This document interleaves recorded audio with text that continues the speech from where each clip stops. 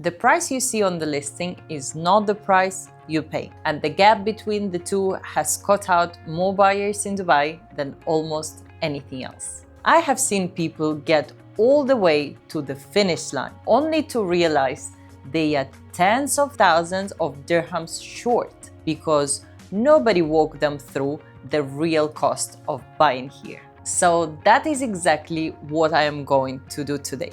Every single fee, every deposit, every cost people forget, laid out clearly so that when you buy, there are no nasty surprises. Before we break it down piece by piece, here are two common rules that tell you almost everything. If you are a cash buyer, budget for roughly 7% on top of the purchase price for fees and costs. If you're buying it with the mortgage, you have to account at least 20% of your purchase price for your down payment, plus those same fees on top, and they all have to be paid upfront. That last point is the one that catches people. The central bank does not allow your transaction fees to be added to your mortgage amount. So they are cash, due upfront every time. Keep those two numbers in mind and let's see where the money actually goes. Here's what makes this cost different from anywhere else. Almost all of them are due on or before the transfer date, and they cannot be deferred. You cannot pay them later. You cannot fold most of them into your loan. And a handful of them, like service charges, move-in costs, and furnishing, are so easy to forget that the buyers leave them off the spreadsheet entirely. So let's make sure that doesn't happen to you. I'm going to take you through this in clear groups. The government fees, the people who help you, the mortgage costs, and then the ones everyone forgets. So let's start with the government fees. The single largest fee on top of the price is the one that goes to Dubai Land Department. The DLD transfer fee is 4% of the property's value, and by market convention, it is the buyer who pays it. On top of that, there is a title deed charge, usually a few hundred dirhams. And then there is a trustee office fee, paid to the registration center that is processing your transfer. For any property worth 500,000 dirhams or more, this is usually 4,000 dirhams plus VAT. So before anything else, 4% plus a few thousand dirhams is your baseline. Secondly, the people who help you buy. Next come the professionals, and the main one here is your agent. The standard agent commission in Dubai is 2% of the purchase price plus 5% VAT on that commission. That is a market practice for a good, licensed agent who guides you through the whole process. Then you have conveyancing, which is a legal service that manages transactions and protects your interest. There is a range to this. It can go up to 10,000 dirhams, so always ask your agents for a specific figure.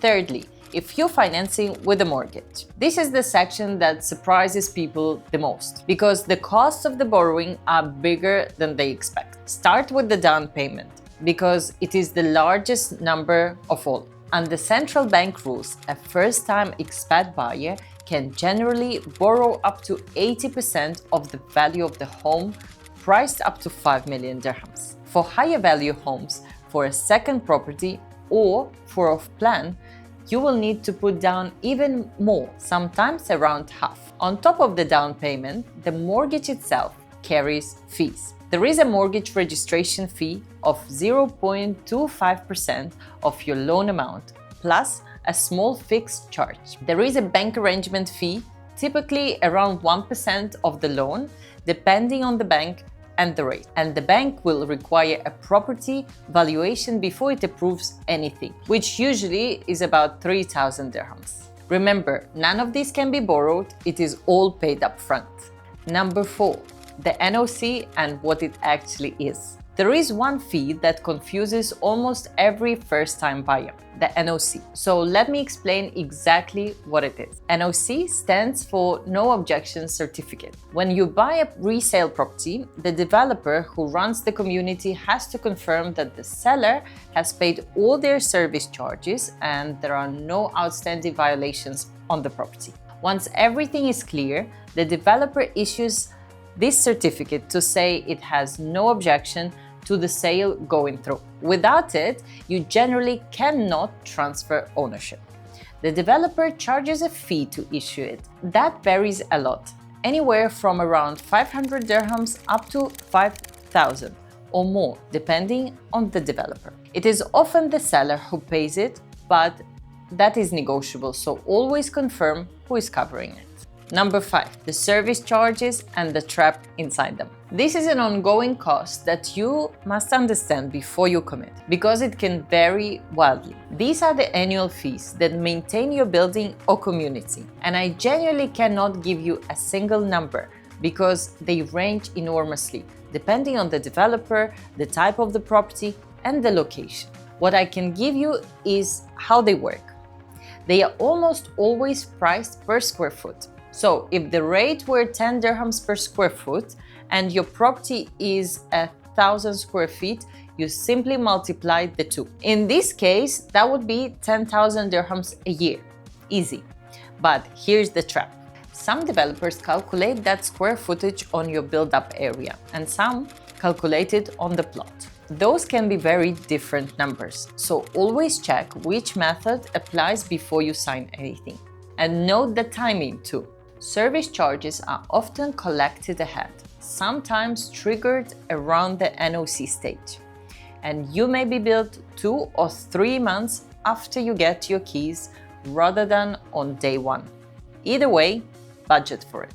Number 6, move-in and setup costs. Once the property is yours, there is one more round of smaller costs to actually switch the lights on. First, DEWA, your electricity and water. That is a refundable deposit of 2,000 dirhams for an apartment and 4,000 dirhams for a villa, plus a small activation fee.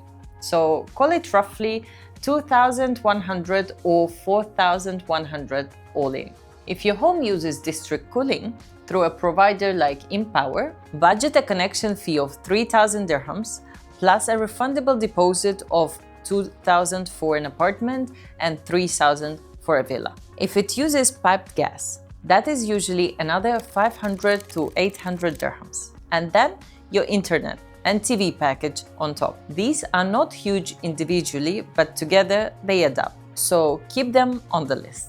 And finally, the cost that almost everyone forgets. Snagging, where you have professionals inspect your brand new property for defects before you accept it. Furnishing, which for an empty villa can run into serious money. And moving costs themselves. None of these are part of the purchase price, but every single one of them is part of the true cost of getting into your new home. Budget them from the start and nothing catches you out. So let's bring it all home. The secret of buying in Dubai without stress is simply this.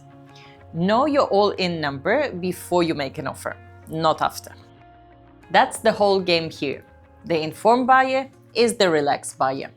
Now you know every number to plan for, so you can buy with total confidence.